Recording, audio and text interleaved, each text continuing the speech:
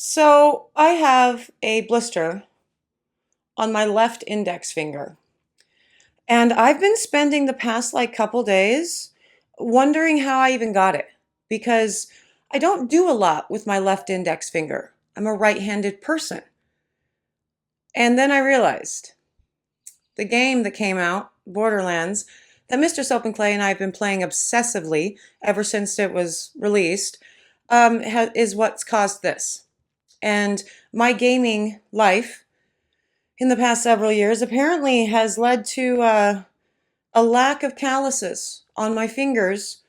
So I have a blister from the controller, from the trigger. And that's weird. That's it. That's all I have for you today. I have a blister. No, I mean, we're doing an FAQ, and it's a cool FAQ, and I'll tell you more about the FAQ in just a minute. But before I do, hello, I'm Mrs. Soap and Clay. Let's make stuff.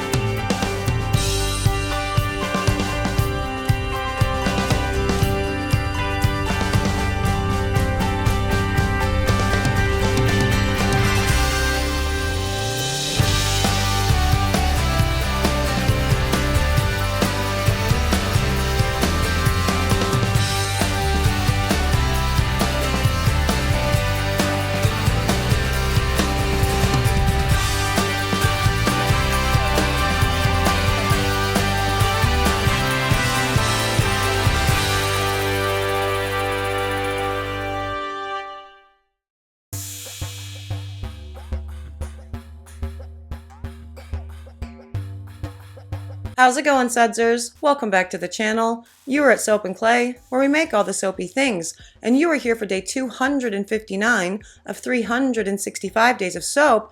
And today, as I said, we're doing an FAQ. I've really liked the structure of these recently, so dropping one every 10 to 12 days or so and making it kind of short-ish and just focusing on one specific subject. So the specific subject that we are focusing on today is actually to answer Sudser questions that have been coming in quite a bit from new Sudsers who have found the channel and maybe have not consumed all of my content, which is to be expected. I have over 600 videos out there, so it's a lot to get through for sure. So what we're going to focus on today is ways to keep your batter fluid while you are pouring a cold process recipe.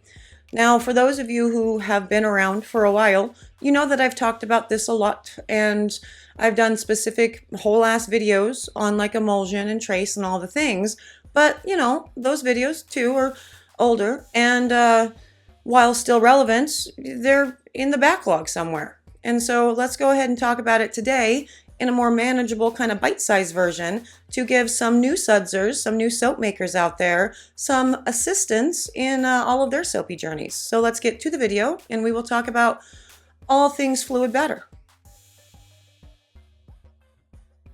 Okay, so I know that you were supposed to get a deep dive today. And by today, I mean yesterday.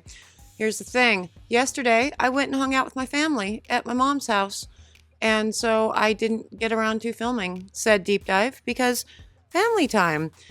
And now today, I went to start filming the deep dive, and I have gardeners next door that are banging and crashing and doing all the things.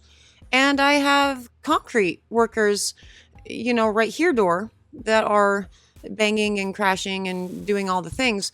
And so it's a little bit too loud. And they're taking lunch right now, so I'm going to go ahead and just do day 259, wherein we talk about trace and what trace is, instead of doing the deep dive. And the deep dive will come, you know, later, maybe tomorrow.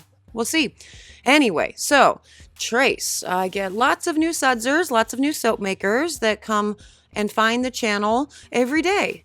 And they have a lot of questions about, you know, kind of the beginning type questions that, of course, we've answered before, but because we get new Sudsers every single day that we get to welcome to the family, it's, I think, good to do a nice, quick, and dirty refresher. So, here's your refresher. First up, best way to control trace and really extend the fluidity of the batter, people are going to tell you first and foremost, you need a really, really good oil blend. So pay attention to your oils. If you want a batter that's really slow moving and doesn't have any problems, so you can do all of your beautiful swirls or your complicated designs or whatever, first and foremost, start out with the oils. And you want to work with slow moving oils. Well, what does that mean? Basically, that means oils, your recipe blend should be, no more than 30% hard oils and butters. So palm oil, coconut oil, shea butter, cocoa butter, etc., no more than 30%. And the rest of the batch should be 70%. That remaining 70% should be, slow moving, really fluid oils. So we're talking about your olives, we're talking about your apricots and your almonds and all of the things. Yeah, that is a way to do it for sure. But in my experience, putting in more liquid, slow moving oils in a recipe just to ensure you have a really good oil blend that extends the trace and the fluidity of the batter ultimately means you're sacrificing performance in the end bar. So what do you want? Do you want a bar that's beautiful and, you got to do some complicated, swirls and pours with? Or do you want a bar that functions as a really epic soap? So a really big, beautiful bubble, long shower life, and, obviously moisturizing and not stripping of the beautiful oils that you need for your skin. Which do you want? Do you want the beauty or do you want the performance? For me, I always go with performance. And so that's why when I started my soap making, fiddling with recipes and everything, this idea of extending trace by using more fluid and slow moving oils kind of fell flat. Because while you can get a recipe to be very, very fluid for, an hour and a half, whatever, just by nature of putting in a lot of liquid oils, it didn't work for me because the performance of the bar was not what I wanted. It wasn't as hard as I wanted. It wasn't as bubbly as I wanted. And so that's when I really started playing with other ways of extending trace. So yes, while paying attention to your oils is a way to do it and really extend that trace, there are also other factors at play that you should be paying attention to as much as, if not more than, your oil blends. So let's talk about that next. Okay, now another way to extend your trace is to pay attention to your temperatures. I have seen loads of new soap makers recently asking about, lye, and they had read that you're supposed to pour soap at 120 degrees, and now I just checked and my lye cooled down faster than I expected and it's out now at 97 degrees. Is there any way to heat it up so we can make soap? Okay, you don't need to heat it up. Another rule of thumb, if you want a nice fluid batter, is pour it cooler. And by cooler, it could be anywhere between room temperature lye and, oils. Also, to that, oils and lye needing to be within 10 degrees of each other, not accurate. So your lye can be 70 degrees or whatever, and your oils can be 90 degrees or whatever it takes to melt all of your firm oils and butters. And it's all still fine. So it's just a guidepost as far as, whatever. It doesn't matter. But there is some truth to extending the trace by pouring at cooler temperatures. And that's a good thing, for sure. That's another way to really help out with a nice fluid batter. But here's my favorite way. So while paying attention to your oil blend is a good idea, for sure, and soaping at a cooler temperature is also a good idea, for sure, for me, it all is going to come down to, if you really want the absolute secret to success and a really good fluid pour, no matter the oils that are in it, you have to learn what emulsion is. You have to actually look at your soap batter and learn to spot when emulsion takes place. If you stop mixing your soap at emulsion, so essentially what that means is when the oils and butters and your lye solution, your water solution, are no longer actively separating. So stop with thinking about trace and thin trace and medium trace and heavy trace, and just focus on finding emulsion. And I have done a number of videos on emulsion, which I have been linking in this video in the info cards. So definitely go check those out. That's going to be your biggest key to success, to get a really fluid batter and extend the working time of your soap batter so you can do all of the complicated and beautiful designs. This channel is primarily focused on making clay soaps, and I put clay, copious amounts of it, into each and every batch of soap I make.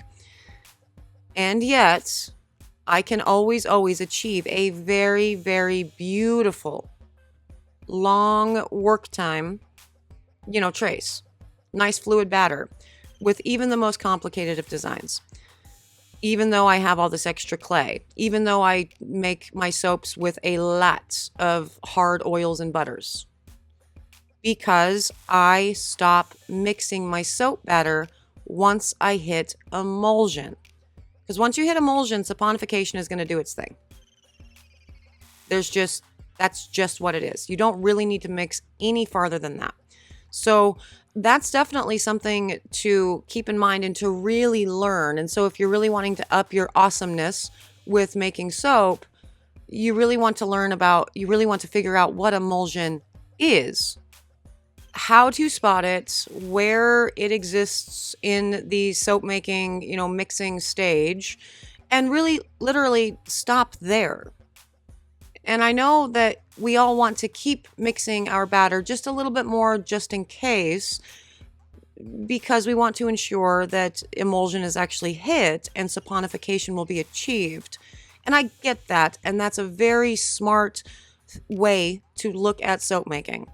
And so for sure, if you're not sure whether or not you hit emulsion, yeah, mix it a little bit longer, for sure. But once you get deeper into your craft and you have, more, batches of soap under your belt, you're of course going to want to start trying the more complicated designs. And to try the more complicated designs, you really do need to pay attention to when emulsion is achieved. And in most cases, regardless of the type of oil, regardless of the temperature of the oils and the butters and the room around you, in most cases, if you are using a stick blender, vroom, 15 seconds, stir for 5 seconds, and lather, rinse, repeat, you're going to achieve emulsion in less than a minute of mixing. In most cases, in most batches. And so just really get to know, and don't be afraid of your soap batter. Give it a little mix, stop, pull the stick up, and inspect the soap batter that's on the stick. If it starts to separate into very obvious pockets of water and oils, well, it's not an emulsion yet.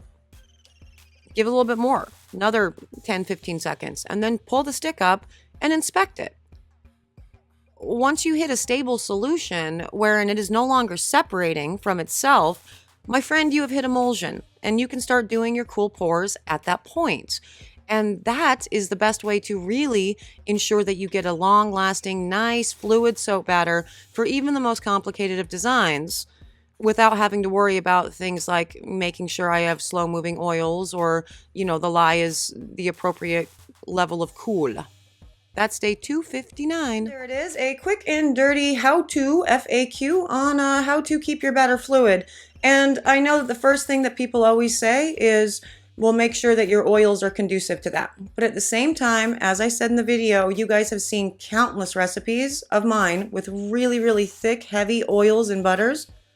No problem keeping the batter fluid. So for me, it's really going to be more about hitting emulsion and stopping there. And so learning what emulsion looks like, as well as soaping at the right temperature. If you soap again too cool, you're going to get false trace. It's going to get thick too fast. If you soap too hot, everything is already sped up. Saponification is taking place as soon as that hot lye water hits your oils. So hope there was some good information for people in that. Let me know if you found this helpful and all of the jazz in the comments below. That would be awesome. Let me know if you guys are playing any cool video games in the comments below too. Also awesome, because I've got lots of sides to me, and soap making is just one of those sides. So if I've got some gamer Sudsers out there, let's chat. I just like chatting with you guys in general. For my Sudsers, those that have subscribed and done all the things, hey, thank you for doing so and for being here and for being you. You are amazing, and that is a fact. I'm out of here for today because Borderlands is still calling my name and it's time for me to get back to it and make this blister even worse, really. So thank you for joining me for another round of 365 days of soap. I will see you guys all again tomorrow for another round of soapy fun. Bye.